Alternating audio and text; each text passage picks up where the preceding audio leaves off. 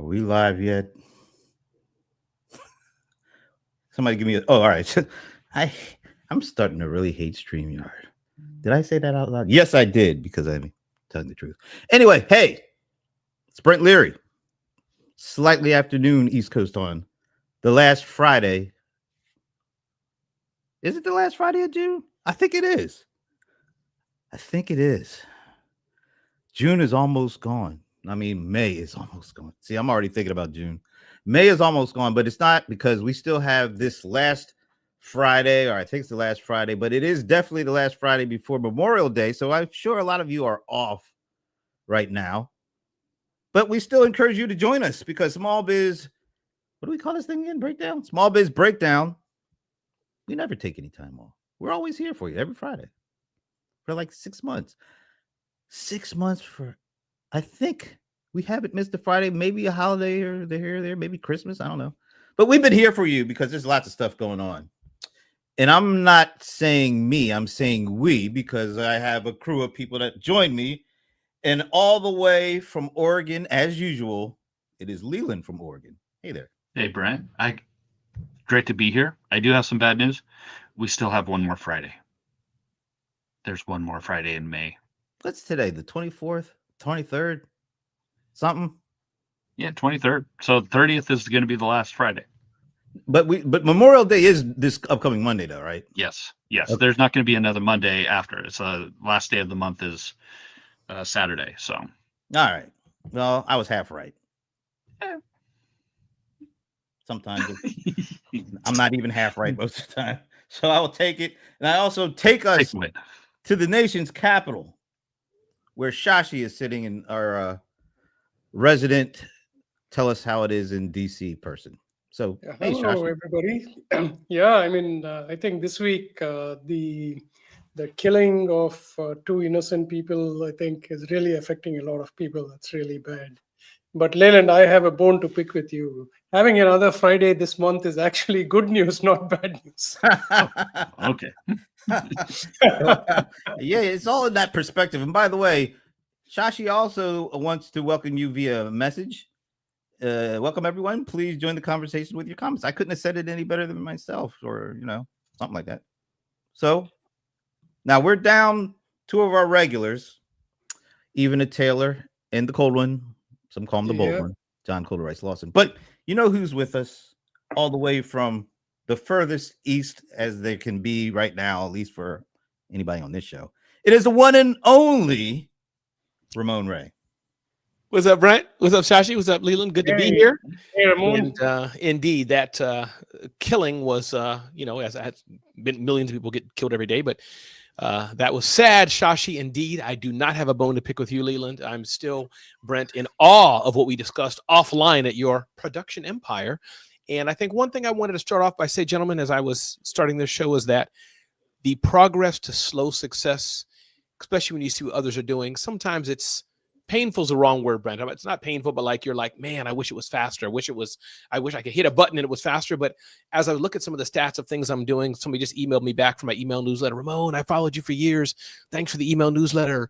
When I look at YouTube and I look at Zone of Genius, it's like it's going up. And I look at YouTube, it's not over 1 million, hardly, but it's growing. So I just wanted to say that, the proverbial Gary Vaynerchuk, he did one wine bottle at a time on YouTube.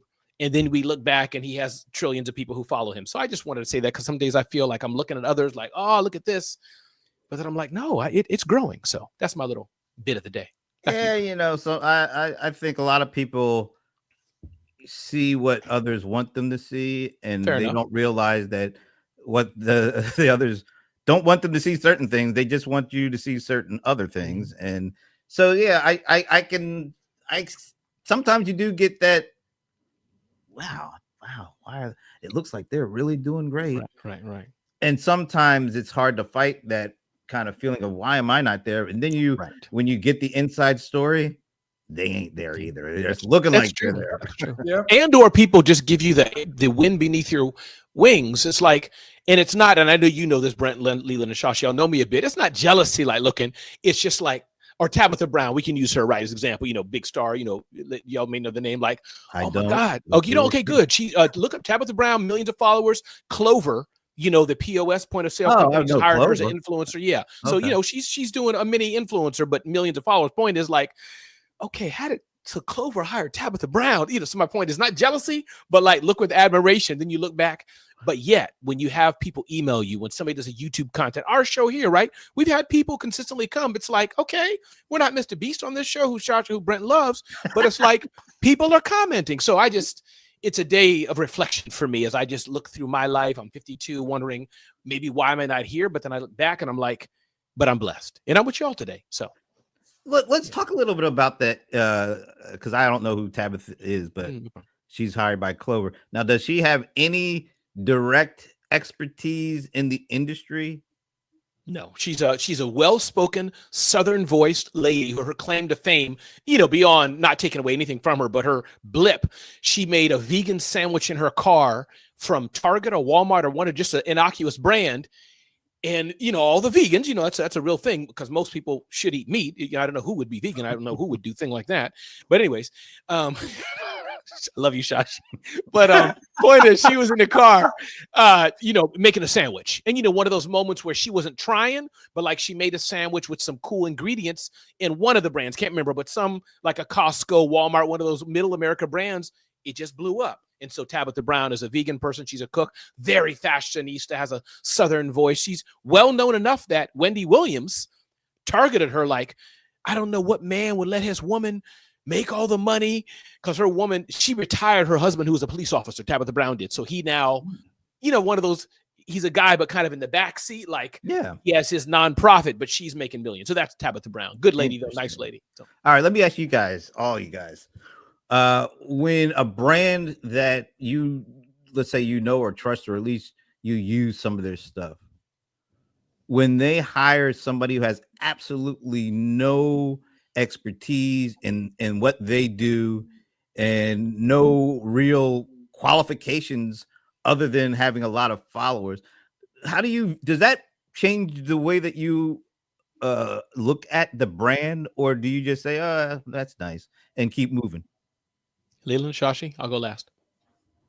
I'd say it depends on like what the brand is. It's a little jarring when you got a brand and it's talking about A, and then all of a sudden they bring in B, heavy, and they're completely different types of topics or subjects or something like that, and you're like, but you've gone from makeup to all of a sudden high-tech gadgets. That doesn't translate well to me. So if it's something within the same atmosphere, so you got makeup and then all of a sudden it's kind of like scrubs or cleansers, or even maybe like household, then I could kind of see the transition. But if it's something so opposed, it to me is a little jarring. Shashi? Yeah, I mean, I think it depends. A lot of companies have kind of budget for testing new things. For example, you only see mostly women's ads for makeup and things like that. But hey, Lancome or any of the big brands, if you're watching, you should have Ramon Ray as your spokesperson, because I'm always very jealous.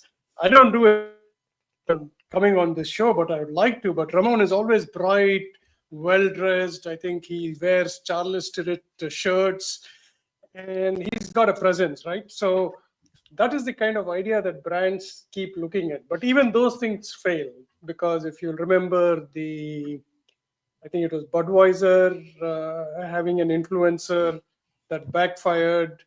So it's a risk that brands will take when they go off brand and try to do something new. Most of the time it'll succeed, but you should have a plan to like, hey, what if it doesn't succeed? What do we do, right? So I think you have to also think a little differently. Like if traditionally you've been showing everybody on horses or camels, now you have to think of, hey, let me show them maybe in a new vehicle or doing something very different that will be more trendy across generations. So that's my take on this. And I think, Brent, I'll just add, I think, and then Brent, I'd love to know what you think about this, but in Tabitha Brown's case, again, y'all don't know and all that, so it's good we can, we have some, it's good to talk about things even though we may not directly know, we smart people, right? So Tabitha Brown's case, my guess, if I could speak for Clover, owned by, I think it's Fiserv, right? Fiserv, I always forget the longer name of the company, financial something or other. Is their What are they, mother's private equity firm or something? No, it's No, Shashi, this is a payments processing. Yeah, company. payment processing, something like that. The mothership is $1 billion. Owned by, okay, gotcha. Yeah. So, but Clover, we know that the point of sale system. My feeling is this, Brent, 2-3 things. One, she does have a large following. She's a Black woman. So my guess is that Black women are, some of the stats say the highest startups and all that. She's into food, which touches restaurants-ish, which Clover wants to get into. So if I had to pick one of things, I bet one of my 3 things is somewhere on target. They're thinking she reaches a lot of people. She has a great brand. She's not a tech influencer. She can reach Black women and more. She's nice and easygoing, doesn't curse. And she's a foodie. And she's already working with, Target, Walmart, whoever, one of those brands. So my guess is Clover saw a nice bridge to friendly face that she can be our Matthew McConaughey. That's my guess. Yeah, I'm glad you brought up Matthew McConaughey. We could throw in Woody Harrelson too. Because we know they don't do it. All right, I'm just going out on a limb here and saying I don't think either McConaughey or Woody took any data science classes or anything like that, or out there doing any vibe coding right now. I could be completely wrong, but I don't think I am. And yet and still, their commercials do catch your eye, and they have you can have a little fun. And I think because everybody's talking about AI, I think it's smart of a company like Salesforce to include a little humor in all this AI talk. And maybe it does, because those are 2 familiar faces.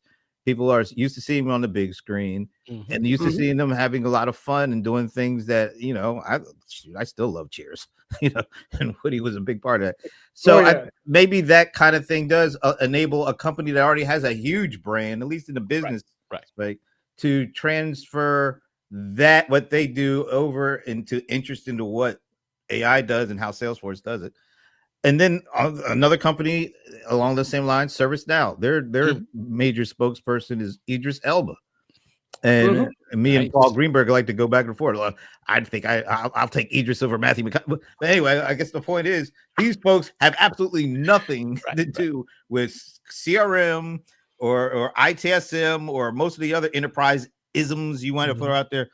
But guess a lot of people are talking about these commercials. That's right. So in that sense, I do get it. But let's say as small business people, does that make you want to buy something just because the vendor has brought on somebody who might be well known, but has absolutely nothing to do with whatever you're hawking or building or selling?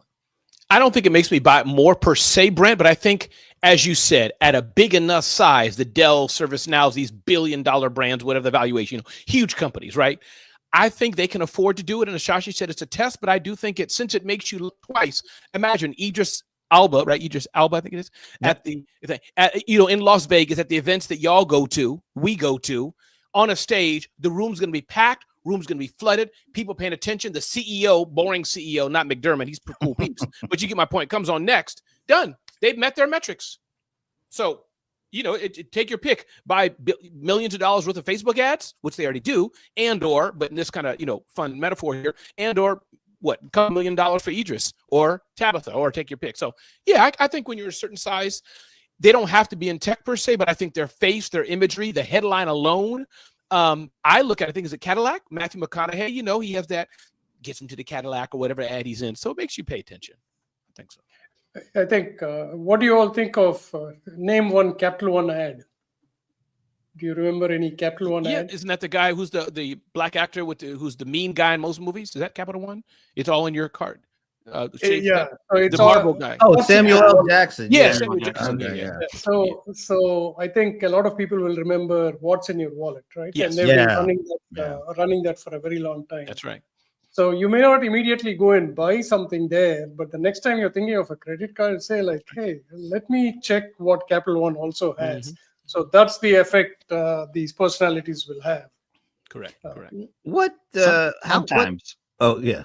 Go ahead, Leland. Well, I was going to say HTC, which was a big player in the cell phone company. They were up there with Samsung, maybe like behind them. Yeah. But then they started trailing down, and they gambled. They put in like $1 billion for Robert Downey Jr. to do a whole bunch of commercials Mhm. at the height of his popularity with the Iron Man stuff going on. Marvel, they're done. They're But done. was that remember the problem? that. I don't either, Brent. But was that the problem, Brent? Leland, I'm wondering of HTC. If your brand, they're not existing anymore, right? Because I want to be careful. I don't want in case they have a sponsorship deal for me. They're not around, right? They may have some and they may have been sold off. Okay.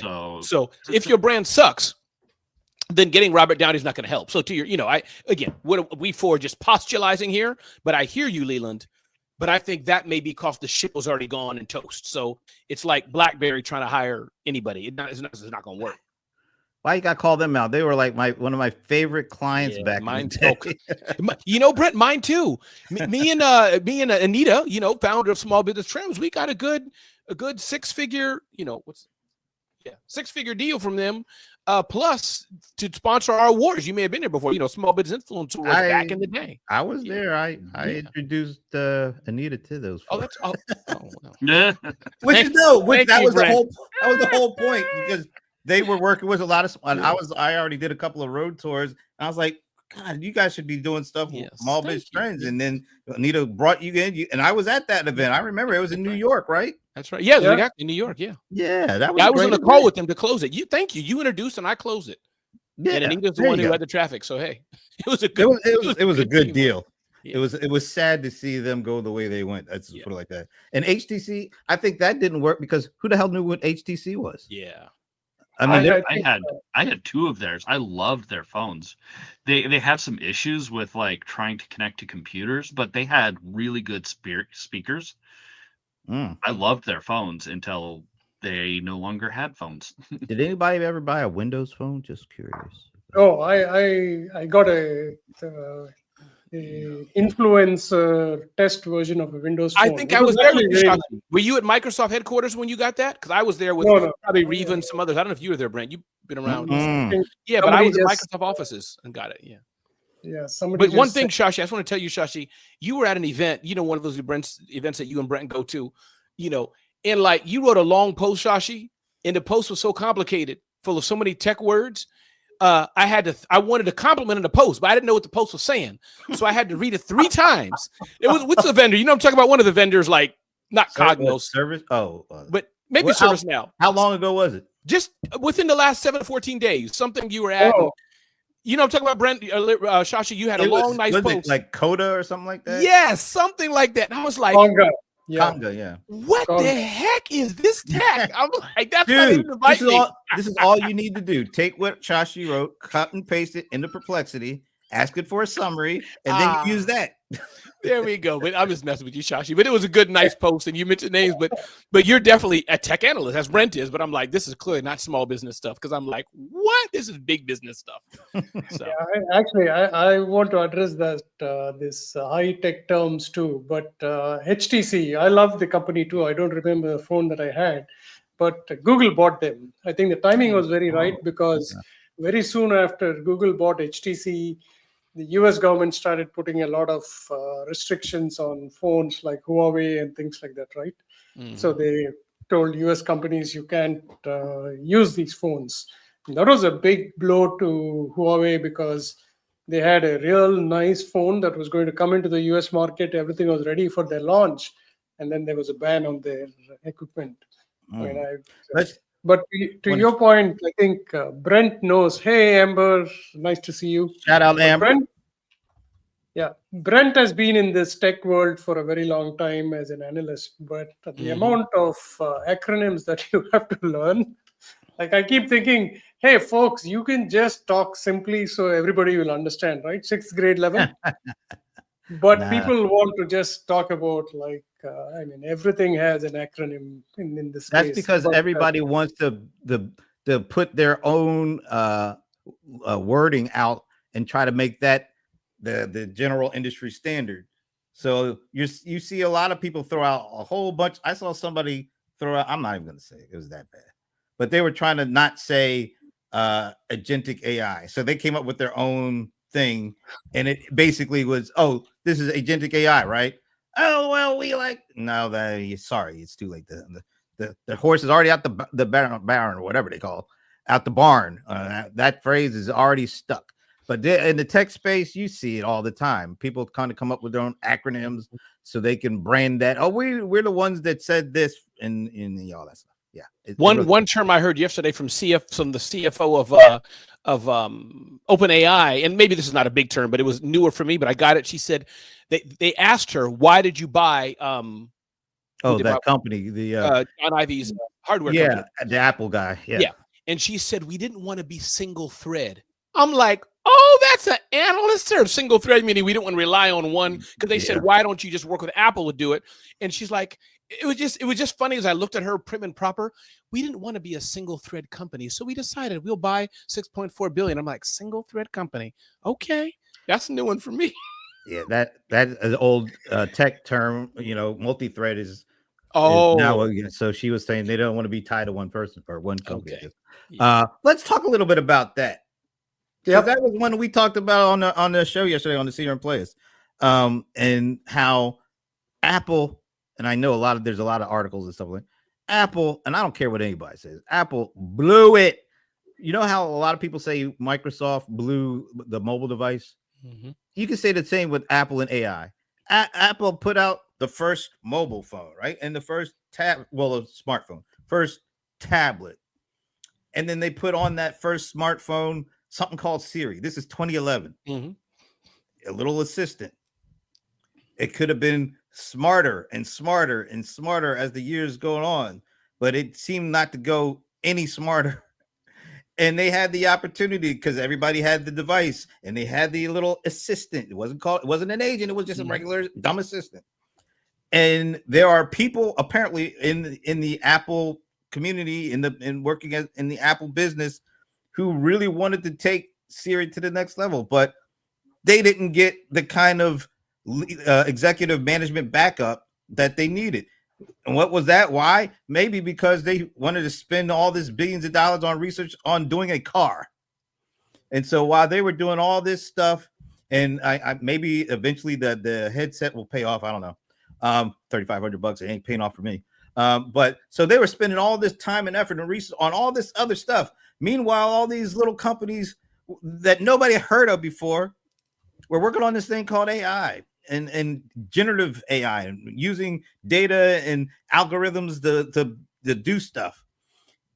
And it took until I think either earlier this year or last year for Apple to finally throw up the white flag and say, all right, we're done playing around with the card thing.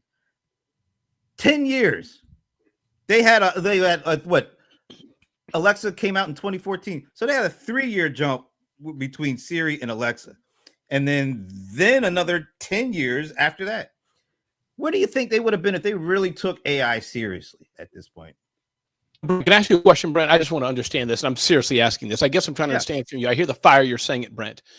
But I guess they spend all their time and effort focused on anything but AI. I hear you. But Apple, we know today, is the company that makes beautiful and the best, grudgingly I say that, the best hardware products, right? The iPhone, I guess their flagship, iPad, the Mac, it's all over the world. I'm looking in my room right now. I got the phone, I got the iPad. Yeah, hold on. So my point I got two MacBook Pros, and I got a Mac Studio. They make the best of that. Am I hearing you saying that it could be they're months or whatever away from being too late for, as the CFO of OpenAI said, she said, and I'm sure you know this, Brent, there's new devices coming. It's not the PC.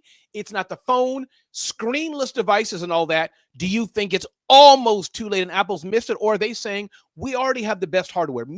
They're the GOAT of hardware, Brent. All they have to do is buy another company and fuse it. Just can you unpack that more as I'm trying to understand? AI is a completely different ball game than the device hardware. Right. Google knows AI. Google has the data and they know what to use to do with it. Now you're seeing these products roll out like crazy. In Google I/O, that was a really good event. Yeah. Oh, I saw all that, yeah. sorts of stuff going on there. All But you're sorts of saying, Brent, I'm sorry, Brent, you're saying Apple then should have been in Apple line gets the boat. with Apple should Google. have been leading the I charge in here, I and they see. spend all their time and efforts on. Well, I mean, look, as I just said, I buy a lot of their stuff, so Right. they could have, if they really thought a little bit wider outside of just what devices were, until they tried to start up with that. What do they call it? AI inside or something. When they tried to their latest phone, they tried to use that as a sales point, and people were like laughing because nobody was buying anything from Apple because of their AI. They were already buying this stuff. So them trying to make it sound like, oh, you're gonna get this new phone because it's got AI in it. People are like, are you kidding me? Because nothing that Siri did let you believe they had any AI kind of plan at all, because Siri is just a dumb assistant. And they missed so many years of being able to actually be leading the charge with AI, especially AI on devices. I think they might have already missed the boat. And it didn't have to be like that. They are totally scrambling. They're letting guys like that go. And now look who's picking them up. OpenAI. Somebody knows what to do with 6.4 billion. 6.4 billion. 6.4. So they know AI. This guy knows designing mobile devices. I think I might like their chances a little better than Apple, because Apple, for whatever reason, I don't know if it's some kind of cultural thing or structural thing, or they just feel better about kinds of devices and their Apple stores and all that kind of stuff. They don't seem to understand how to build an AI business. And so maybe OpenAI with this guy, they might be able to do it better than if Apple went out and tried to get somebody to replace them. I don't know. And Brent, I just want to also add, but Leland and Shashi, please jump in, is that this guy, yes, the news headlines on John Ivey, but it's another thing as well about the 4-minute clip from the CFO. She acknowledged, and I know you know this already, but she acknowledged the team. So John Ivey is the head of it. John Ivey is the flagship. Mm-hmm. But to your point, when you said building an AI business, I think you said what OpenAI has just bought, I'm guessing, based on the fire that you're bringing here now, is a whole engineering stack to maybe make it. They can compete with Nest, is what I'm hearing you say. They compete with Google. They compete now with Apple with money, but they got to have the money, Brent. And go ahead, Leland and Shachi, jump in, because will they have enough money though to weather the distance it takes to build the hardware? I wonder. But Leland, you want to have the last word? Sure, I'll take the last word. You go. Hey, Lawrence O'Donnell. So I'll tell you, I think Apple has a lot of AI, and it's been having AI for the last 20 years, just like Google and just like Amazon. But all of them were so protective of their AI that they used it for their internal systems. Like, for example, today, if you have an Apple phone, the amount of editing that you can do of your photographs in the Apple phone definitely uses a lot of whatever little AI that is on the phone, right? Same thing with Google. In fact, Google's editing on the Pixel is much better than the desktop. And it'll also, like, if I want to share a post, it'll actually tell you, hey, you're sharing, do you want it in an enhanced form? Now, what happened to all these companies? Like 20 years ago, I predicted that we will not have any device. We'll just have one device that will plug into any screen that you want, and you'll keep using it. We're almost there. Like, for example, other than work, I hardly use my laptop, right? Now, what happened with OpenAI was they came in. Till they came in, the only way you could use AI was either it was in part of software like Waze or your phone, or you had to go to a data scientist and say, I want this problem solved. What OpenAI did, excellent marketing, right? They said, hey, just go to a browser, put chatgpt.com or whatever, and we'll give you that. Now, this made all the other companies scramble. Google took some time. Google still doesn't want to open the covers on every AI that they have, but they are now forced to say, like, guys, we have everything. They saw their search volume decreasing, so they now have AI mode for everybody. Now, Apple got stuck because they were traditionally a hardware company, right? They said phone. So they could have invested more in Siri and, made it much more of a smartphone, right, than anything. And you're right. This was a miss in terms of what is the consumer-facing AI that is most valuable to people. I don't think they still have the answer to that. Because all of us are now thrilled with just paste something into ChatGPT and it does everything for you. We're going to get tired of that. We want, even when you talk about agents, we want somebody to fold our clothes, want somebody to wash it, cook food for us. That's what we want.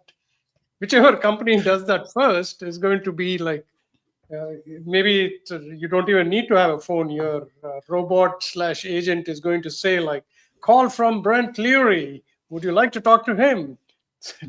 Nah, not really. But yes, Apple needs to do something. Maybe it'll buy some company and keep up. So you think there's hope, Shashi? I was just curious. You think Apple's, and we're just having some fun here, but you think they have another few years or 1 or 2 years, whatever, to buy some company or to, because Shashi, buying it doesn't give you the culture. I think Brent just mentioned about culture or something, right? That was interesting.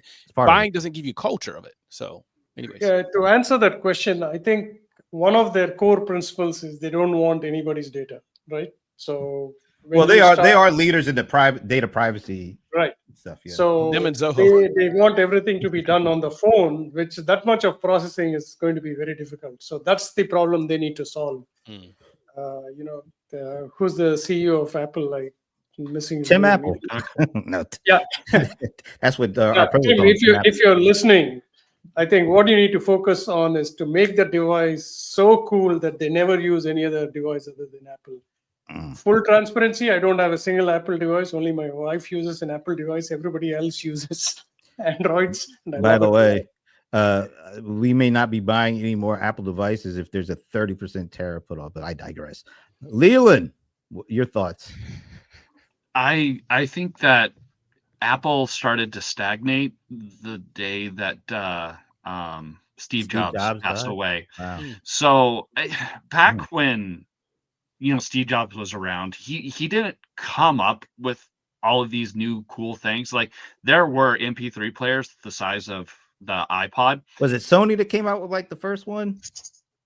I don't know who, but they were bigger, they were bulkier, they were brickier, they were not as user friendly. He came up with a smaller, sleeker, more sturdy, simple to use, and that's what he went into a market, saw the opportunity to be able to take something that people want and improve upon it greatly. Same thing with the iPhone. There were touch-based phones before that with screens. He made it better, and that was his contribution to Apple, and from that he was able to build this culture that you were talking about. And now once he died, there's a lot of people just ingrained in Apple, and there's a lot of high-end luxury type devices out there, but Apple can compete at the level that they are because they've established people. People don't want to move to Windows because, well, I have to learn how to use Windows. I've used Apples my whole life. Now I have to learn to use Apple. Now I have to use or Windows. Now I have to learn Android. They don't want to do that. They're ingrained in that. So they've got themselves this user base that they wouldn't have been able to get themselves had Steve Jobs not built that foundation. But ever since Steve Jobs left, they've started to be behind the bar. There's a constant comparison. It's like, oh, Apple just released this new feature. Samsung did that 5 years ago. That's a constant thing. And they've always kind of been behind the bar when it comes to releasing new quality of life features ever since their founder, passed away. And I think that's just kind of par for the course. So they need to, and that's corporate bureaucracy. Everything was going through Steve Jobs. Now it's through the corporation. There's no one guiding voice. There's a lot of voices trying to vie for attention. And so they need to go back to that simplistic study. It's like we need that one person, that Steve Jobs, who's going to focus the company and guide it through. And I don't think that Tim Cook is doing the best at that, because Apple as a whole is kind of muddled and they're missing opportunities. They're focusing on opportunities that they shouldn't. People are coming. It's like they were focusing on the car. Elon Musk came in and did what they were wanting to do better, quicker, faster. They need to be more nimble like they were 10 years ago, 15 years ago. Yeah, something you told me spurred another thought. Oh, before you go, we got to say hello to the cold one and the bold one. Hey, Hey, John. John, we miss you too. From Well, some cool, some Speak for island. yourself there, Shashi. Ah, I'm not signing on to that one just yet, but you know.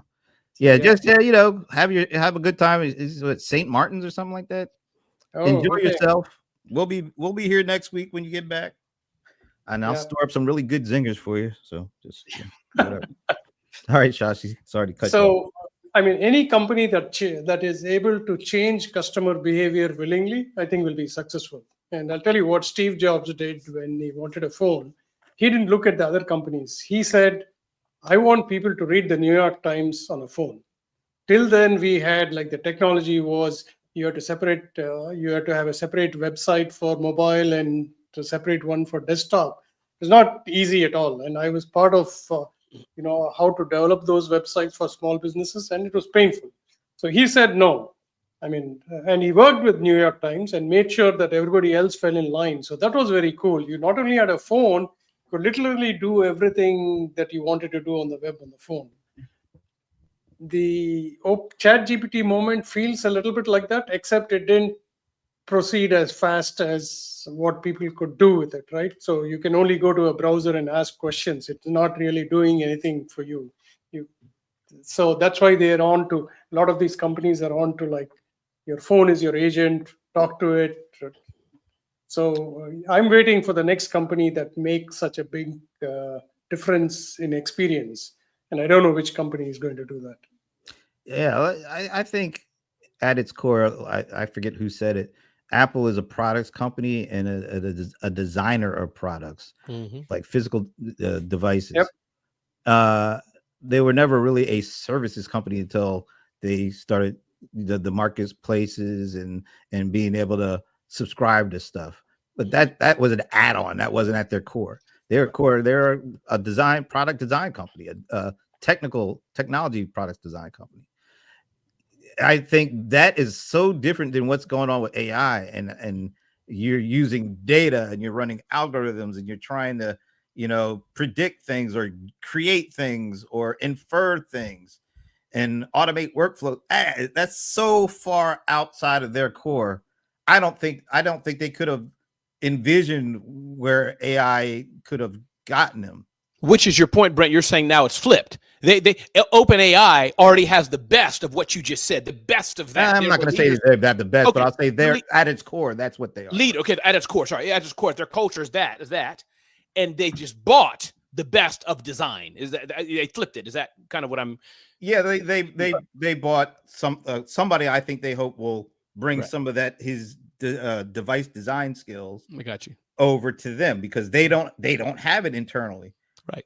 So that poses the question going forward. Do you think it's harder for a device company to sort of morph themselves or transition into more of a design or device and AI company, or is it easier for a company like OpenAI, who at its core is the AI company, to buy some device function, either a person or a company, to handle that? Which one do you think is going to be easier and be the way forward? One is engineers in a room and software and all that, which you can't take away from, but one's engineering, I'm guessing, and one is logistics, supply chain, and hard stuff, hard tactical. It's not easy so I don't know which one's easier, but if I had to bet, like, hey, playing a game on a talk show, it sounds to me like the hardware, logistics, supply chain, the elements and diamonds or gems or whatever goes inside this thing and all that, and making it good, that's not easy, which Apple has shown. But I wonder, and again, spitballing here, either A, this means OpenAI from scratch with John Ivy's company, which let's say has nothing because they're a startup, is going to have to invest a lot more to get the new OpenAI phone into my local ShopRite or Best Buy or wherever they're having it. Or I wonder, gentlemen, is there a play for Samsung or some company with an existing plethora of skills and supply chain to take John Ivy's brain and say, got it, we will partner with you, invest with you, because we already know how to ship phones to millions of people over. We're already doing that. So that's just a thought. I personally think that building AI and building the software would be a lot harder because there are a lot, Apple, is manufacturing their own chips now. They weren't in the past. They were using Qualcomm. They use Qualcomm for the modems. They use Intel for this. They've, in the past, they've sourced chips and parts and components. They're not manufacturing everything themselves. They're, getting this here and getting this there, and then mashing it all together. Some of the stuff that now they're building themselves, they're building their own chips. But I think that, we've seen companies make high-end, maybe like a rugged phone, one that's waterproof, one that's going to last you for a long time with good battery. And that's just like a small company just doing it themselves. That's possible. That's viable. That's doable. Building AI from scratch or building it from yourself without having to like buy a company and take over their software, that to me seems a bit more difficult. But Leland, a rugged phone and all that, again, rugged phone for a niche bunch of people who wear Levi's and in construction and chew tobacco or something, I'm having fun here. That's one thing, Leland. But again, I guess I'm saying you don't think it's harder to the whole like getting phones within reach for everybody, because OpenAI can build a niche phone and have it at some industry event that we all go to celebrate. We've all been there already, right? Fancy boxes and all that, have it out to a few million people. But man, to have it reach all the major developed countries, does not take a different, more money and skill and insight? I could be wrong, but it seems to me the AI part, you can infuse that just differently, but the hardware part seems like a logistical nightmare, and many companies already have that built in. I mean, not many. Yeah. Samsung does, or Google has their phone. They have the relationship with Verizon already. But I don't know. I haven't been there. No, if you look at, like, we are focused on the AI that is accessible by a browser that does things for us like spreadsheets and everything, right? I think it's the wrong use of AI, because that will always come sometime. Imagine the next device is not going to be a phone. Right. And the AI we are talking about is not going to be like put something in a text box and it's screenless, Shashi, right? Screenless, I think, is what people said. It could be screenless, and I think my bet is on robotics. Simply because, like, whatever you're doing, you want to make, like, for example, you have people talk about digital clone, and even the word agentic AI is like, do something that you're doing today, right? Mm-hmm. But that's still a very small and, in my opinion, a flimsy use of AI. AI is so powerful that it could watch you, and I think robotics is where we'll all be thrilled, and maybe that's what Apple is working on.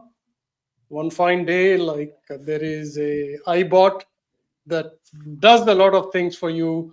I mean, think about the use case where, like, 10 years from now, I can't walk. It can do things for me, carry things for me, do stuff around the house, vacuum clean the house. And I don't need it. It says like, hey, can you project my website on the screen? And it projects it on the wall. That would be real game changing. Well, I think that's where I know, like NVIDIA, when you listen to Jensen Huang, either at his GTC or the one he just did at, what was it, Computex? He's already talking. And he's not talking about like the robotics of today. He's talking about what robotics should really be like, and like moving like humans, having the kind of movement like we have, because these things today, they don't have that. And because the way we move is way different than and actually more natural, and computers have a hard time with that kind of being able to replicate that kind of movement. But they're already talking about that. We did a show yesterday, and because I watched his Computex keynote from I think it was earlier this week. He said, and I want to see if you guys heard this. Do you know how much internet traffic, the peak internet traffic, how many bits per second are moving at the peak of internet traffic on any day? I don't have context of knowing, I don't know what 5 trillion. And 10 petabytes per second. Yeah, it's got to be petabytes. It can't be trillion shots. I think it's got to be something with a P. 900 terabits per second. Okay. And then he showed this device that they have created. He says, and this device can actually handle even more than that. Oh, wow. That's good context to show how much the traffic is a day in the world and then showing a device that can handle it. Now that gives you context.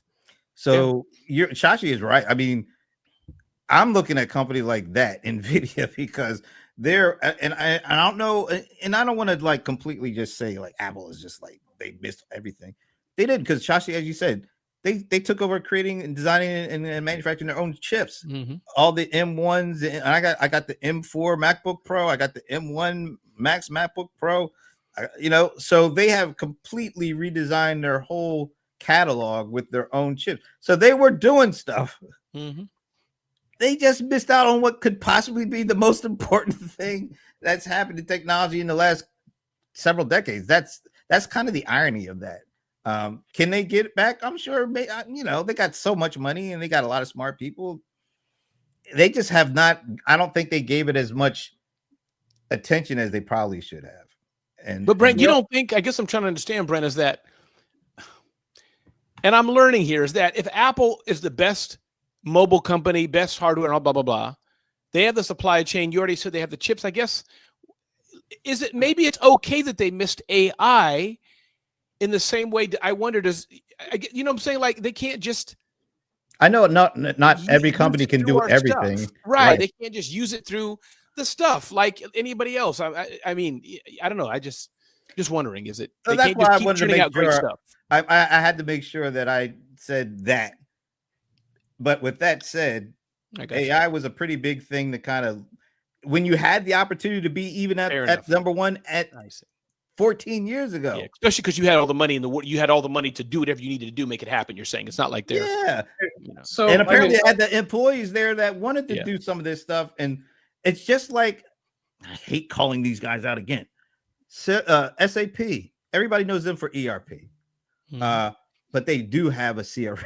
CX solution, but they treat it like such a second-class citizen that during their keynote this week, me and Paul, we did our watch party, and we're watching in the context of CRM and CX, because CRM and CX is actually the biggest enterprise software buy annually. I think it's around $70 billion every year is spent on CRM and CX, and it surpassed ERP like several years ago.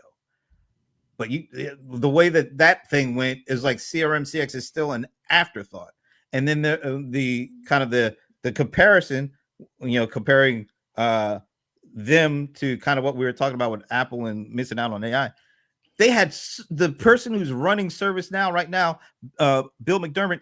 He was the CEO of SAP for at least 4 or 5 years, maybe more than that. And there were lots of people that left SAP and went to ServiceNow because I think they were looking for an opportunity to do something bigger than what they were allowed to do here. And so now that all those folks are over there and Bill McDermott is leading ServiceNow, ServiceNow is killing it. And their biggest message of the year is, we are a CRM company. So it's like, how could the SAP, who is known for enterprise software, known for, big into it, how do they let all these people leave, and then these folks leave and have the freedom to do what they wanted to do, probably at SAP, and are killing it? They're a $12 billion company now. They're within a couple of years, they might be as big as SAP on the strength of CRM. All right, I let me get off my CRM soapbox. Hey, go ahead, Shashi. You first, Shashi. No, I like I told you, I don't use too much of Apple devices, but just having been in tech for a very long time, and I'm only guessing here, they probably have something that they're going to unveil.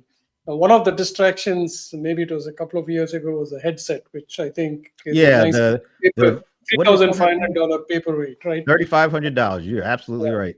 And they were going almost with video Facebook display. I think that's what it was called. Something like the video display or something. With Facebook that only gamers love. I don't think it's useful anywhere. What I predict is all technology companies are going to focus on the home, because that's still a space that hasn't got a very thing. Like Google has a good presence.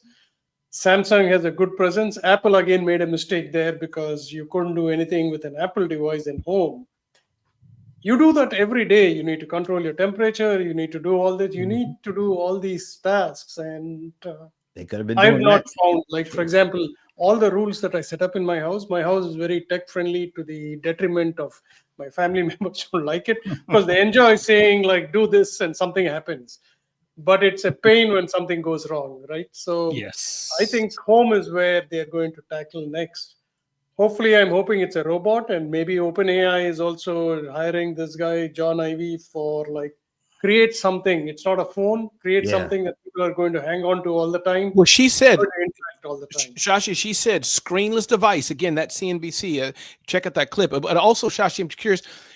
Shashi, I don't mean to get too personal. I don't want to offend you, but I may.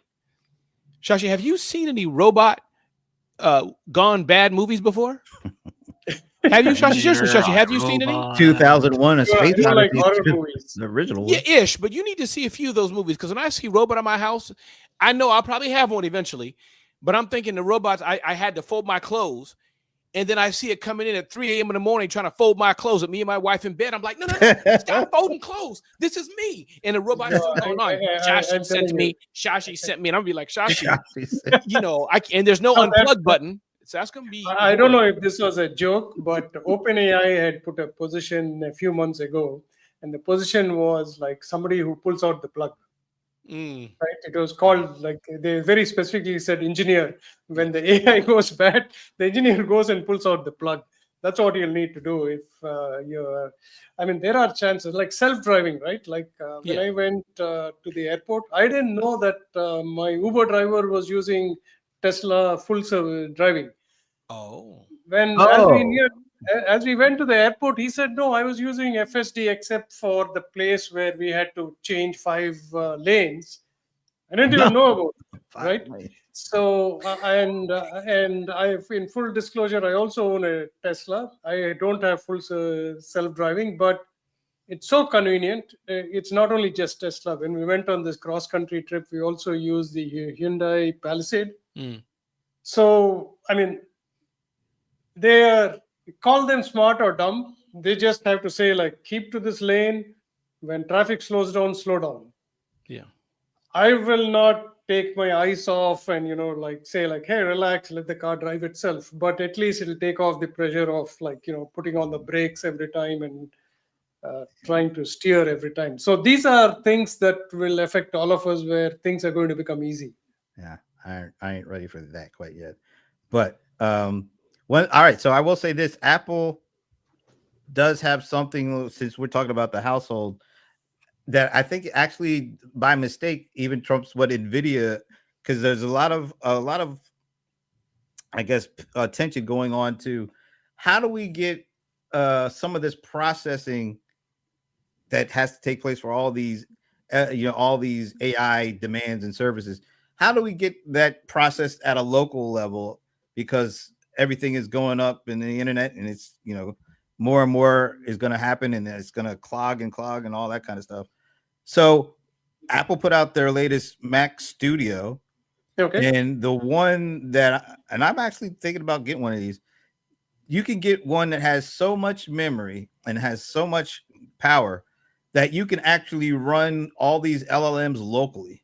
So instead of doing typing here and then it goes up there to process it and then bring it, you can actually put it on a Mac Studio with 512 gig of RAM and some ungodly amount of hard drive space.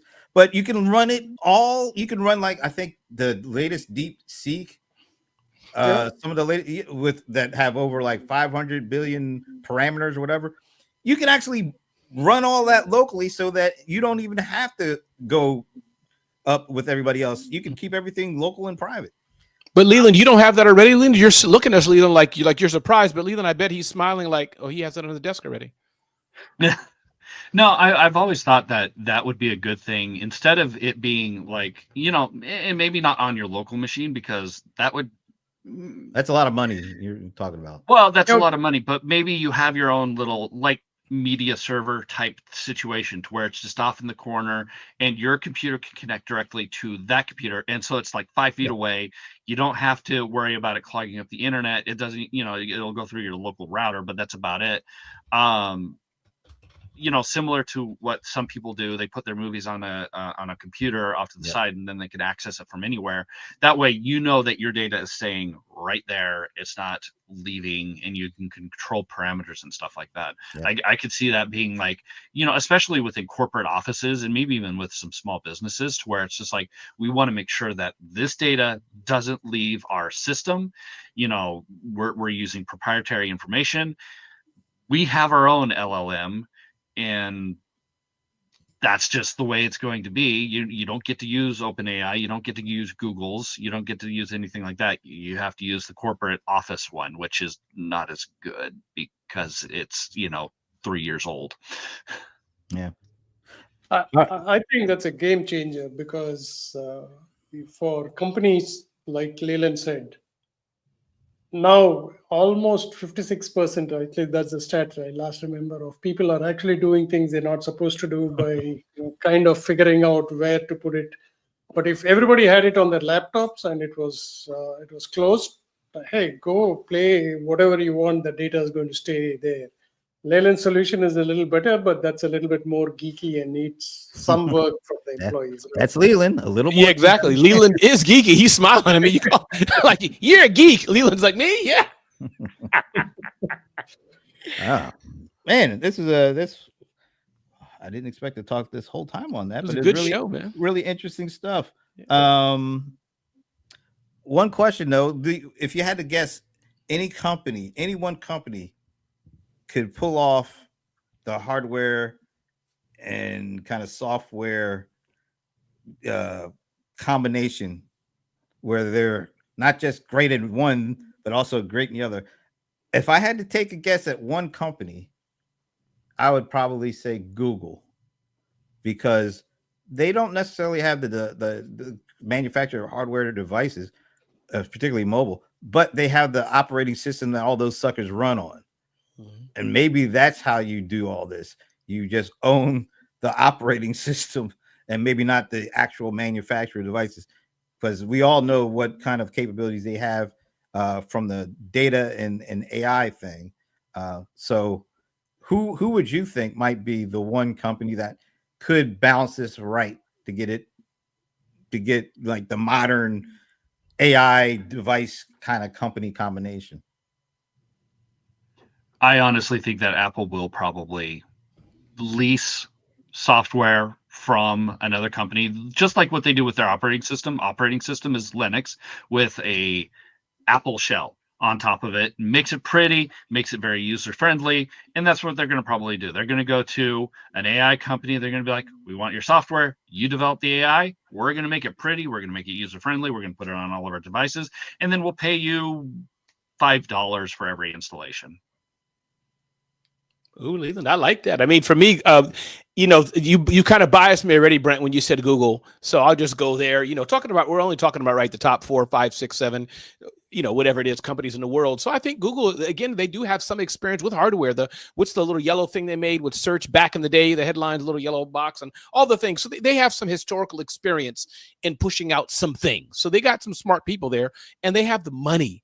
And they have they have enough money to make mistakes and to get it done. So yeah, I could go with Google, but I think time will tell. It's exciting time though, guys. It's just exciting. But Chachi, what's your vote? This is going to be a little controversial. I agree Google has the capability and they need to do it because search, we can get the information from anywhere. My bet is on Elon Musk. Unfortunately, these last couple of years, he got distracted a little bit, but I think he'll get back on track. Most of his products are top-notch, and he keeps pushing the technology more and more. I mean, think of the difference between what NASA was doing and what Boeing was doing versus SpaceX, Starlink. Satellite, Starlink, yeah. I think the next innovation will again come from there. And that's why I think, thankfully, he has said that he's going to go back to doing technology than politics. All right. I got to just say this about that. I think he's a brilliant guy. The things that he's created, SpaceX, Starlink, Tesla, I guess I'll throw in the AI stuff. He's brilliant, but he's also easy to distract. And it only takes that to throw that completely off. I don't want to depend on one person. Google has proven they got rid of their, well, I shouldn't say got rid of, but the founders and the Eric Schmidts, they're gone and they're still running smooth. Now you're right. AI is a big challenge to their search business, but I think they're already starting to handle that to a certain, they might not own it like they own traditional search, but I don't think they're going to go away. And in the meantime, they have brought in other like YouTube is just a monster, and that they have YouTube TV is a growing monster, and they have like there's 7 or 8 Google owned properties that have 1 billion active customers every month, like Gmail, and I already said YouTube, like search and AdSense and AdWords and all that, like Google Map. I mean, so they get data coming from everywhere. They got people paying for these services, and they just know data. Elon is brilliant, but he's only Elon, and left up to his own devices, he's gonna do something that completely confounds most people because it doesn't make any sense. Brent, Shashi, Leland, I know Showtime is over, but why did nobody say Microsoft? They're a big company. They got money. They got software stack. Is it too late for them to do some hardware play? I mean, they've stumbled a lot, but come on, they can buy the best of the best. Microsoft has no chance for a hardware play. Or no, they tried that. I was just going to say I had to choose one. No, I understand. Okay, so you think they could be in a running? You never know. You can never. First of all, their partnership and their stake ownership in OpenAI, that gives them an open to anything they do. So you can never rule them out. Cool.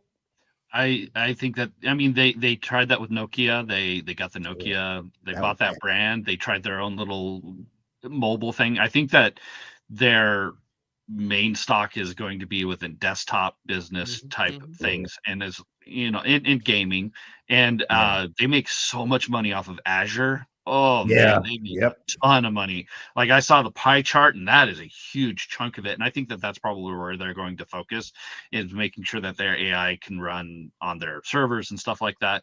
If I were to actually put a number 2, it would probably be Samsung utilizing Google's, operating system, AI system. You know, that would be where I would probably put my bet. Yeah, I hope it doesn't happen, but there may be some company in China or Dubai that may beat any of our guesses. Well, if it's Dubai, that'll be Elon and Trump. Did I say that? Sorry.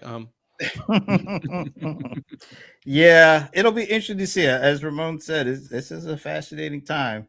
And we also have somebody who apparently in office who likes to throw stuff out just to mess with us, because just as we thought all this stuff was going great, he comes out this morning or late last night and says, all right, I'm going to start tariffing the EU and I'm going to make Apple pay an additional 35% or whatever it is. And then you saw what effect it had on the stock market. I don't know. You got to throw that in as an X factor, because he could change everything just by one ridiculous utterance. So with all that said, I hope everybody has a great Memorial Day week. I'm sure going to have a great one. Thank you, Brent. Thank you, Shashi. Thank you, Leland. Thank you, everyone. We will see you next Friday, because if it's Friday, wait a minute, it is a Meet the Press. It's a Small Biz Breakdown. That's it. See you guys. See you, Brent.